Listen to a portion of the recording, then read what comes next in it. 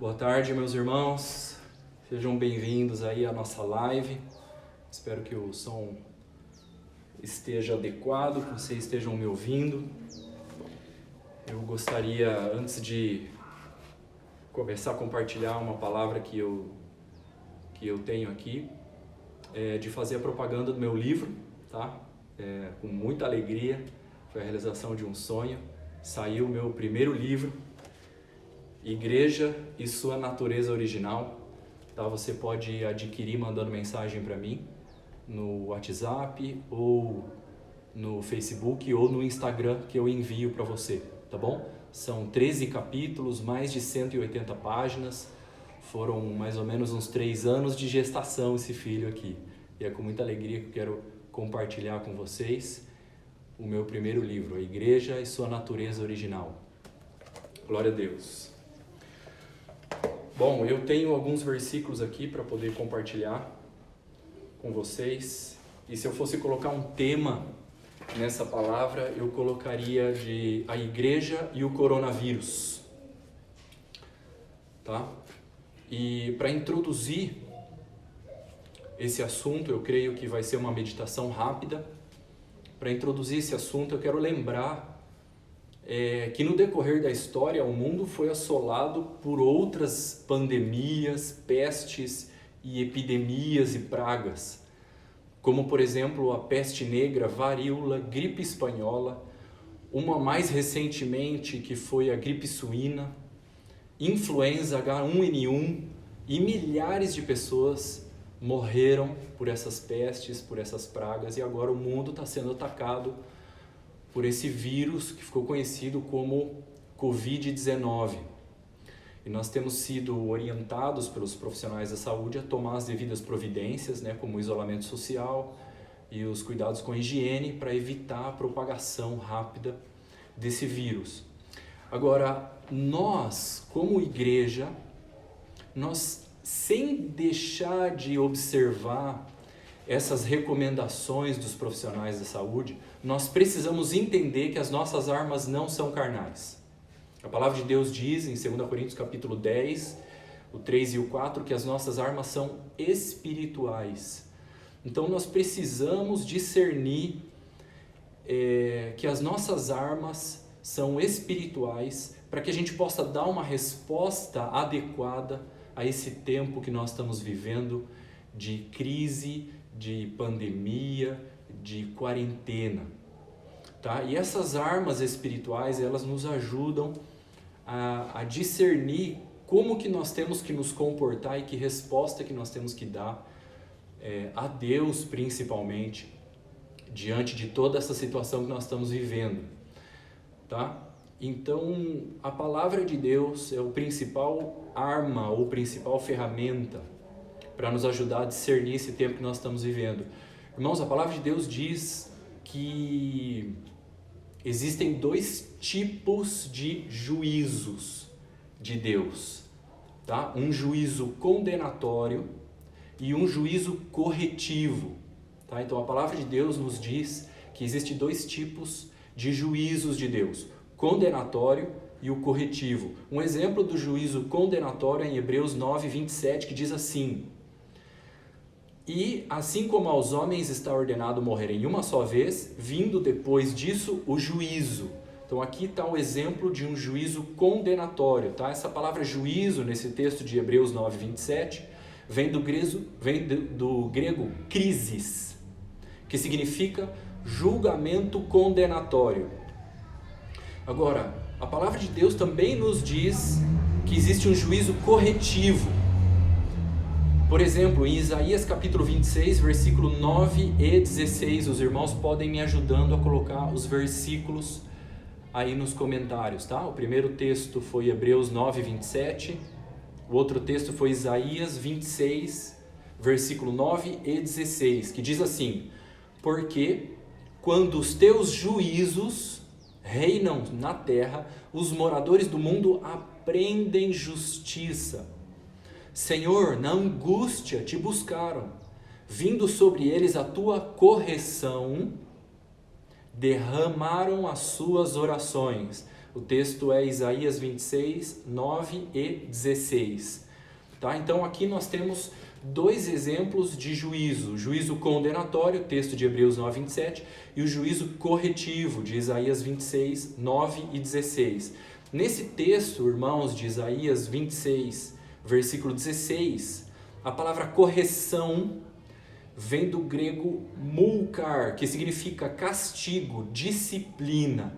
Tá? O versículo diz assim: na angústia te buscaram, ouvindo sobre eles a tua correção. Essa palavra correção vem do grego mulkar, que significa castigo, disciplina.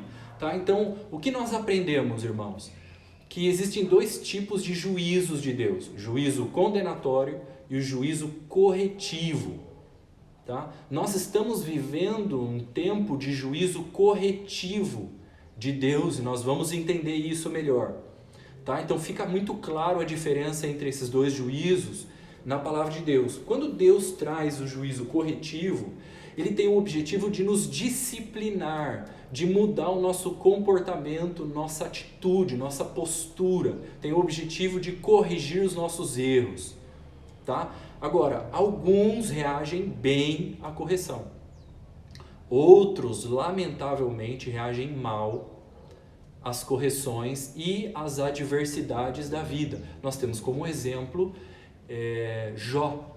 Nós podemos perceber que Jó teve uma postura diante da adversidade e a esposa de Jó teve outra postura diante da adversidade. Eles eram uma família, eles tinham filhos, eles tinham bens, eles tinham propriedades, eles faziam tudo certinho e sobreveio sobre eles, a casa deles, a família deles, uma adversidade. E a palavra de Deus diz que Jó não pecou com os seus lábios e não atribuiu culpa a Deus diante de toda a adversidade que veio sobre a vida de Jó, a ponto dele ficar leproso da cabeça aos pés. Agora, por sua vez, a esposa de Jó, ela teve uma outra postura. Ela começou a argumentar e nós percebemos que essa adversidade revelou um orgulho no coração da esposa de Jó e ela argumentava dizendo para Jó: amaldiçoa esse seu Deus e morre, por que você conserva ainda a tua integridade? E Jó disse a ela: você fala como louca. Nós recebemos o bem de Deus e também nós recebemos o mal de Deus. Nós viemos nu e voltaremos nu ao pó da terra, bendito seja o nome do Senhor. E Jó não pecou com os seus lábios e não atribuiu culpa a Deus. Então é notável que quem revela o nosso coração não é Deus, é a adversidade. Porque Deus já conhece o nosso coração. Mas a adversidade, ela vem para expor o nosso coração para nós mesmos, porque Deus já conhece. Mas é importante que a gente passe pelas adversidades para a gente descobrir muita coisa oculta que estava no nosso coração, que é revelada, exposta diante dos nossos olhos quando vem a adversidade.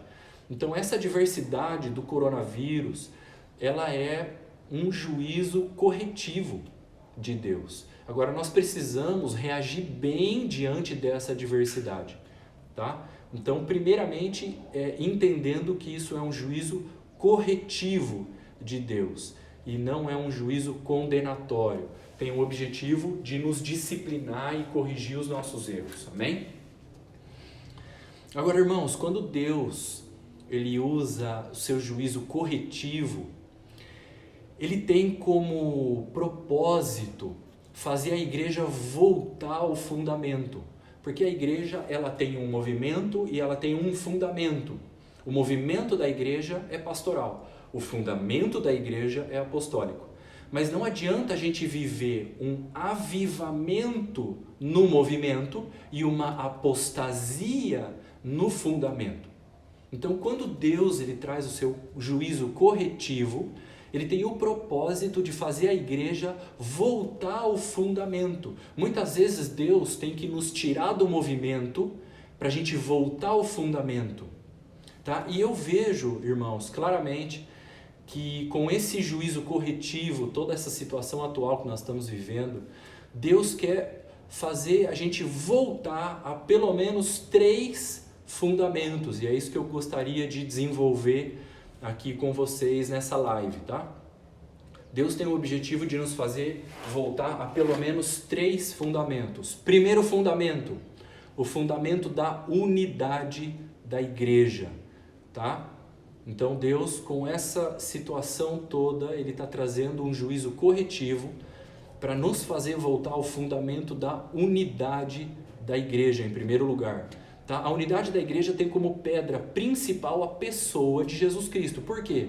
Porque em João, capítulo 11, versículos 51 e 52, eu peço para que os irmãos anotem aí nos comentários, fundamento da unidade, João 11, do 51 ao 52. Diz que Jesus morreu para ajuntar em um só corpo os filhos de Deus que andam dispersos. Tá? Então, a unidade da igreja tem como pedra principal a pessoa de Jesus Cristo. Por quê? Porque Jesus morreu pela unidade da igreja. Tá? A unidade, muitas vezes, para nós, ela é um assunto de discussão, mas para Jesus foi assunto de vida ou morte. Jesus entregou sua vida para que fôssemos um. Então não é coerente, meus irmãos, que a gente faça algo menor do que isso pela unidade da igreja. Qual é a entrega, o sacrifício que nós temos feito pela unidade da igreja? Deus, com essa situação toda de quarentena e juízo corretivo e coronavírus e pandemia, Ele quer nos voltar ao fundamento da unidade da igreja, para que a gente reveja isso na nossa vida e recupere esse valor que é muito caro para o coração de Deus, que é a unidade da igreja. Hoje a igreja está dividida em milhares de denominações. Por exemplo, aqui em Agudos, na cidade onde eu moro, tem mais de 60 denominações. E essa divisão era uma caricatura grotesca da igreja, porque Jesus morreu para que a igreja fosse uma só. E Jesus é a pedra principal desse fundamento da unidade. Agora, se a gente for olhar para uma perspectiva um pouco menor, vamos dizer assim, um pouco mais detalhada da unidade da igreja, nós vamos perceber que por poucas coisas nós entramos em brigas, discussões, contendas, divisões, raiz de amargura, falta de perdão, facções. Por muito pouco nós entramos nesses tipos de contenda que são muito pequenas. Então nós precisamos mudar a nossa postura. Por exemplo, em Romanos capítulo 12, versículo 18, diz assim: se possível, quanto depender de vós, tende paz com todos os homens. Agora, por que a palavra fala se possível? Porque naquilo que depender de nós, é nosso dever manter a paz com todas as pessoas. Agora, tem situações que não vai depender de nós. Agora, aquelas que dependem de nós não podemos entrar em guerra, em discussões e em brigas. A gente acaba desperdiçando energia com brigas pequenas que dava para ter sido evitada, e não nos sobra energia para buscar a Deus, não nos sobra energia para cumprir a missão, não nos sobra energia para viver em santidade, para fazer discípulos. Por quê? Porque nós estamos desperdiçando nossa energia em brigas que dava para ser evitada. A gente muitas vezes acaba brigando com o vizinho por causa de vaga de carro. Então a palavra de Deus está dizendo: no que depender de vós, tenha paz com todos os homens. E é por isso que não nos sobra energia para fazer a obra de Deus e para buscar a Deus. Nós temos desperdiçado nossa energia com briga pequena, com contendas, com discussões que dava para ter evitado. Por isso que a palavra de Deus diz: no que depender de vós, tenham paz com todos os homens. Então, meus irmãos, nós precisamos entender que Deus está querendo nos fazer voltar ao fundamento da unidade e corrigir a nossa postura, corrigir a disposição do nosso coração em relação à unidade. Esse é o primeiro fundamento. O segundo fundamento que Deus quer nos fazer voltar é o fundamento da santidade. Tá? Efésios capítulo 1 diz que Deus nos escolheu nele antes da fundação do mundo, não para sermos salvos, mas sim para sermos santos. Amém? Então Jesus, ele é a pedra principal desse fundamento da santidade, porque ele mesmo nos escolheu nele, antes da fundação do mundo, não para sermos salvos, mas sim para sermos santos. O outro texto da palavra de Deus que nos fala a respeito disso é 2 Crônicas, capítulo 7, do 13 ao 15. Eu peço que os irmãos coloquem aí, 2 Crônicas, capítulo 7, do 13 ao 15, diz assim: se eu enviar peste entre o meu povo, olha o que Deus está falando aqui, se eu enviar peste entre o meu povo, e se o meu povo, que se chama pelo meu nome, se humilhar, orar, me buscar, se converter dos seus maus caminhos, então eu ouvirei dos céus, perdoarei os seus pecados e sararei a sua terra. Olha o que a palavra de Deus está dizendo. Então estarão abertos os meus olhos e atentos os meus ouvidos à oração que se fizer nesse lugar. Então esse texto está dizendo que Deus, ao enviar peste entre o seu povo, o povo tem que responder com humilhação, oração, busca e conversão dos seus maus caminhos. E então a palavra de Deus diz que Deus vai sarar a nossa terra, perdoar os nossos pecados e sarar a nossa terra. Com isso, meus irmãos, essa peste, essa pandemia, Deus está trazendo um juízo corretivo. Para quê? Para a gente se humilhar, para a gente orar, para a gente buscar e se converter dos nossos maus caminhos, para que Deus perdoe os nossos pecados e sare a nossa terra. Essa é a resposta que nós temos que dar diante de Deus. Então nós precisamos sondar como anda o nosso comportamento e ver tudo aquilo que tem de caminho mau na nossa vida para a gente se converter. Eu anotei uma lista aqui, por exemplo, palavrão, mentira, ofensa, jogar lixo na rua, baixar música pirata da internet, dívida sem pagar, dirigir sem carta, traição, gritaria, briga, inveja, ciúmes, vingança, competição, manipulação, soberba, imoralidade, ira, discussões, divisões, raiz de amargura, falta de perdão, preguiça. Todas essas coisas, meus irmãos, Deus está nos levando a fazer um check-up da nossa vida, do nosso comportamento, da nossa conduta, e se tiver algum caminho mau, nós precisamos nos humilhar, pedir perdão, confessar e nos converter dos nossos maus caminhos, e a palavra de Deus diz que Deus vai sarar a nossa terra. Agora, além da nossa conduta, nosso comportamento, nós precisamos também sondar o nosso coração, porque a palavra de Deus diz que Deus sonda o nosso coração, e a palavra de Deus também diz que tem pessoas que erram no coração, tem pessoas que erram dentro do seu coração. Honram a Deus com os seus lábios, mas o coração está longe de mim. Então nós precisamos também sondar os nossos corações para alinhar as nossas expectativas do nosso coração com as expectativas do coração de Deus. E é por isso que muitas vezes nós nos frustramos e nós não sabemos lidar com a nossa frustração. Normalmente, quando nós enfrentamos uma situação que nos deixa frustrados, nós queremos buscar culpados. Por quê?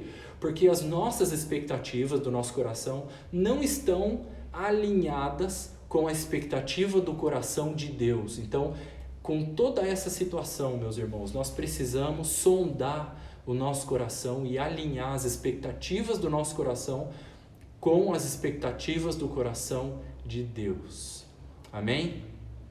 O terceiro fundamento que Deus está nos levando com essa situação toda que nós estamos vivendo nos dias atuais é o fundamento da missão. Esse é o terceiro fundamento, tá? Fundamento da missão.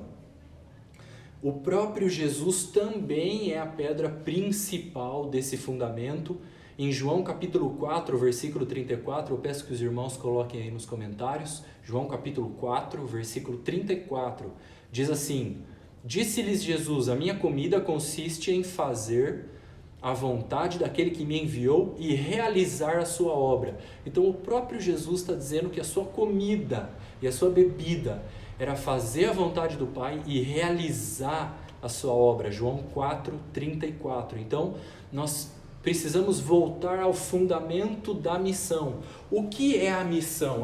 A igreja tem uma missão. A igreja tem uma vida e a igreja tem uma missão. A vida da igreja está em Atos 2,42. A missão da igreja está em Atos 1,8. A vida da igreja é perseverar na doutrina dos apóstolos, na comunhão, no partir do pão e nas orações. Mas a missão da igreja é ser testemunha de Jesus Cristo. Amém? Então a igreja tem uma vida e a igreja tem uma missão. Mas nós não podemos ficar acomodados e aconchegados na vida da igreja.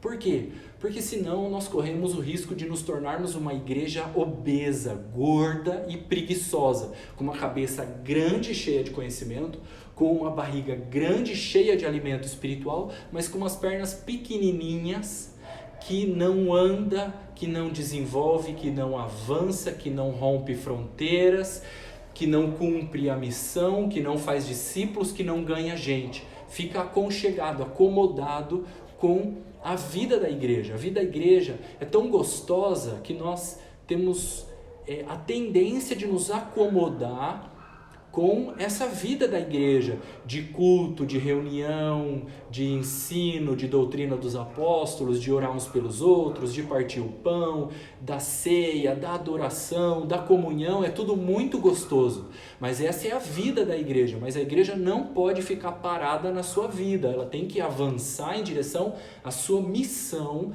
que é ser testemunhas, fazer discípulos, mas para isso nós vamos ter que parar de pensar somente em nós mesmos. Nós precisamos olhar além de nós, olhar para as necessidades das pessoas, prestar atenção de como tem ao nosso redor tantas ovelhas que estão perdidas sem pastor, e Deus quer usar a nossa vida para pastorear essas pessoas. Então nós vamos precisar deixar os nossos sonhos egoístas e egocêntricos de lado, para nos dedicar à vida do próximo, em pregar o evangelho para as pessoas, em orar pelas pessoas, em curar os enfermos, em batizar novos convertidos. Então, para isso, nós vamos precisar viver por propósito e não viver por necessidade. Tá? Então nós precisamos entender que essa quarentena a igreja não entrou de férias, a igreja está de plantão. Amém? Nós não vivemos por necessidades, nós vivemos por propósito. Por que muitos dos nossos projetos não vão para frente? Porque os nossos projetos, muitos deles estão baseados em nossas necessidades. E Deus não se associa a uma igreja que vive por necessidade. Deus, ele se associa, ele patrocina a igreja que vive por propósito. Então, por exemplo, quais são as necessidades? Alguns exemplos de necessidades. Eu quero receber a minha bênção, eu quero receber a minha vitória, eu quero o meu milagre, eu quero que as coisas aconteçam do jeito que eu planejei, eu quero ter amigos para suprir as minhas pendências emocionais, eu quero ficar na minha zona de conforto, eu aceito um Jesus somente se ele não me incomodar e não me tirar da minha zona de conforto. Eu busco a Deus e em troca ele me dá um emprego, casamento, casa e carro. Então tudo isso são projetos baseados em necessidades e nós não podemos ser uma igreja que vive por necessidade, nós temos que ser uma igreja que vive por propósito, que cumpre a sua missão. Amém? Então, por exemplo, propósito de ganhar almas, propósito de fazer discípulos, propósito de batizar as pessoas, propósito de servir o próximo, propósito de fazer diferença na cidade onde você mora, propósito de ser voz de Deus para essa geração, propósito de fazer um trabalho específico com os órfãos, propósito de fazer um trabalho específico nas escolas, propósito de fazer um trabalho de recuperação com os drogados, propósito de fazer um trabalho com os casais que estão com seus casamentos arruinados, propósito de fazer um trabalho com as prostitutas. Então nós precisamos ser uma igreja que vive por propósito, que cumpre a missão, e não uma igreja que vive por necessidades. Então, meus irmãos, Deus está usando esse juízo corretivo com essa peste, essa pandemia, nos dias atuais que nós estamos vivendo, para nos fazer voltar ao fundamento, a pelo menos 3 fundamentos: o fundamento da unidade, o fundamento da santidade e o fundamento da missão. Então Deus nos tirou do movimento para nos fazer voltar ao fundamento. O movimento da igreja é pastoral, mas o fundamento da igreja é apostólico. E muitas vezes Deus tem que nos tirar do movimento para nos fazer voltar ao fundamento. Então, esse juízo corretivo que Deus está usando agora, no caso, o coronavírus, ele nos tirou do movimento para nos fazer voltar ao fundamento. Pelo menos 3 tipos de fundamento: o fundamento da unidade da igreja, o fundamento da santidade e o fundamento da missão. Amém, meus irmãos? Em nome de Jesus, eu quero deixar essa palavra no seu coração.